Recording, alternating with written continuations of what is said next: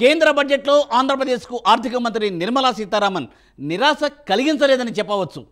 ఆంధ్రప్రదేశ్ను ఆదుకుంటామని ఆర్థిక మంత్రి హామీ ఇచ్చారు. ఆంధ్రప్రదేశ్ విభజన చట్టంలో ఇచ్చిన హామీల మేరకు అమలు చేస్తామని అన్నారు. అమరావతి రాజధాని అభివృద్ధికి 15,000 కోట్ల రూపాయల నిధులను కేటాయిస్తున్నట్లు నిర్మలా సీతారామన్ ప్రకటించారు. బడ్జెట్లో నిర్మల ఆంధ్రప్రదేశ్ కురిపించిన వరాల వెనుక ముఖ్యమంత్రి చంద్రబాబు నాయుడు, డిప్యూటీ సీఎం పవన్ కళ్యాణ్ కృషి ఎంతో ఉంది. వారిద్దరూ చేసిన కృషి కారణంగానే మూలపడిపోయిన అమరావతికి పెద్ద ఎత్తున నిధులను కేటాయించారు ఈ బడ్జెట్లో. అలాగే పోలవరం ప్రాజెక్టుకు కేంద్ర ప్రభుత్వం కట్టుబడి ఉందని నిర్మలా సీతారామన్ సభాముఖంగా హామీ ఇచ్చారు. ఆ వివరాలు ఈ స్టోరీలో.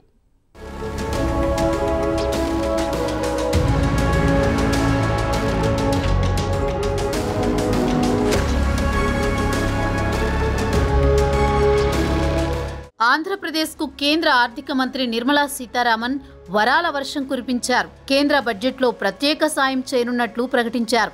బడ్జెట్ ప్రసంగంలో ఆంధ్రప్రదేశ్ అభివృద్ధికి పూర్తి సహకారం అందిస్తామని కేంద్ర ఆర్థిక మంత్రి నిర్మలా సీతారామన్ హామీ ఇచ్చారు.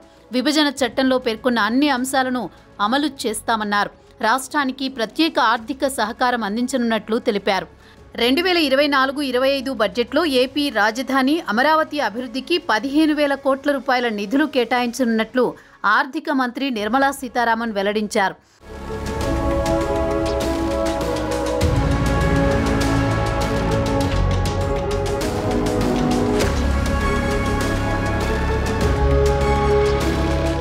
పోలవరం ప్రాజెక్టు పూర్తి చేయడానికి సహాయం చేస్తామన్నారు.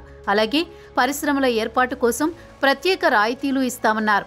విశాఖ చెన్నై ఇండస్ట్రియల్ కారిడార్ అభివృద్ధికి నిధులు కేటాయించినట్లు చెప్పారు.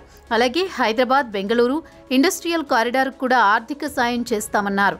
విభజన చట్టంలో పొందుపరిచినట్లు వెనుకబడిన జిల్లాలకు ప్రత్యేక ఆర్థిక సహాయం అందిస్తామన్నారు. రాయలసీమ ప్రకాశం జిల్లా ఉత్తరాంధ్రకు నిధులు కేటాయిస్తామని కేంద్ర ఆర్థిక శాఖ మంత్రి హామీ ఇచ్చారు. మొత్తానికి కేంద్ర బడ్జెట్లో ఆర్థిక మంత్రి నిర్మలా సీతారామన్ నిరాశ కలిగించలేదని చెప్పొచ్చు. ఆంధ్రప్రదేశ్ విభజన చట్టంలోని హామీలను ఖచ్చితంగా దశల వారీగా అమలు చేస్తామన్నారు.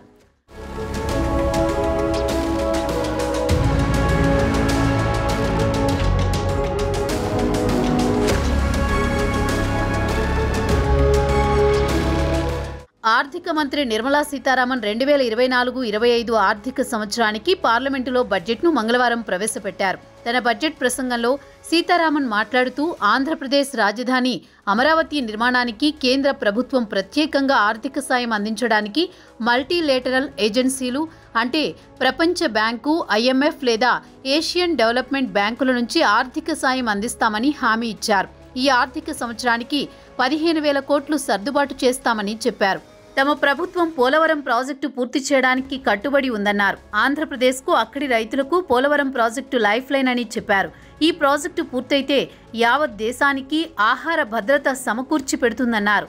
ఆంధ్రప్రదేశ్ విభజన చట్టం ప్రకారం పారిశ్రామిక అభివృద్ధికి అలాగే కనీస మౌలిక సదుపాయాలు ఉదాహరణకు నీరు, విద్యుత్, రోడ్లకు నిధులు సమకూరుస్తామని హామీ ఇచ్చారు. దీంతో పాటు రాష్ట్రంలోని అభివృద్ధి ప్రాజెక్టులకు అదనపు మూలధన వ్యయం సమకూరుస్తామన్నారు. అలాగే రాష్ట్రంలో బాగా వెనుకబడిన 3 జిల్లాలకు ప్రత్యేకంగా గ్రాంట్స్ సమకూరుస్తామన్నారు ఆర్థిక మంత్రి.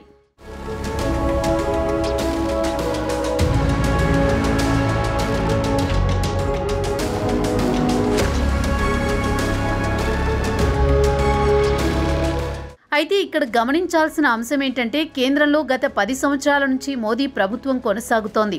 ఏపీలో జగన్మోహన్ రెడ్డి ప్రభుత్వం కేంద్రంపై ఒత్తిడి తెచ్చి పెద్ద ఎత్తున నిధులు కేటాయించుకోలేకపోయారు. దీంతో గతేడాది వరకు కేంద్రం ఏపీని పెద్దగా పట్టించుకోలేదు. కొత్తగా కేంద్రంలో రాష్ట్రంలో కూటమి ప్రభుత్వాలే ఏర్పడ్డాయి. కాబట్టి చంద్రబాబు మద్దతు లేనిదే కేంద్రంలో మోదీ ప్రధానమంత్రి పదవిలో కూర్చోలేని పరిస్థితి. కేంద్రంలో టీడీపీ మద్దతు లేదంటే మోదీ సర్కార్ సంక్షోభంలో పడాల్సిందే. ఒకవైపు రాహుల్ కూడా బాబుకు గాలం వేసి తన వైపు తిప్పుకోవాలనుకున్నా బాబు మాత్రం బీజేపీ కూటమితో చేతులు కలిపాం కాబట్టి ఇప్పట్లో ఇండియా కూటమిలో చేరే ప్రసక్తి లేదని తేల్చి చెప్పారు.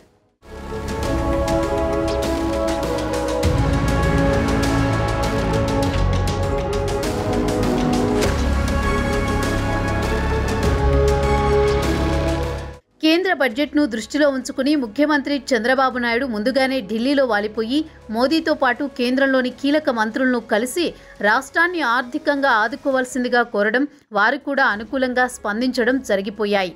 మొత్తానికి మొట్టమొదటి బడ్జెట్లోని ఆంధ్రప్రదేశ్కు పెద్ద మొత్తంలో నిధులు సమకూర్చడంలో బాబు విజయం సాధించారనే చెప్పవచ్చు. మోదీ చెప్పినట్టు కేంద్రంలో, రాష్ట్రంలో ఒకే ప్రభుత్వం ఉంటే డబుల్ ఇంజిన్ గ్రోత్తో దూసుకుపోతుందని చెప్పేవారు. మరి ఏపీలో ఆ దిశగా తొలి అడుగులు పడుతున్న సంకేతాలు కనిపిస్తున్నాయి. దీని క్రెడిట్ అంతా ఖచ్చితంగా చంద్రబాబుకు దక్కుతుందనడంలో ఎలాంటి అతిశయోక్తి లేదని చెప్పుకోవచ్చు.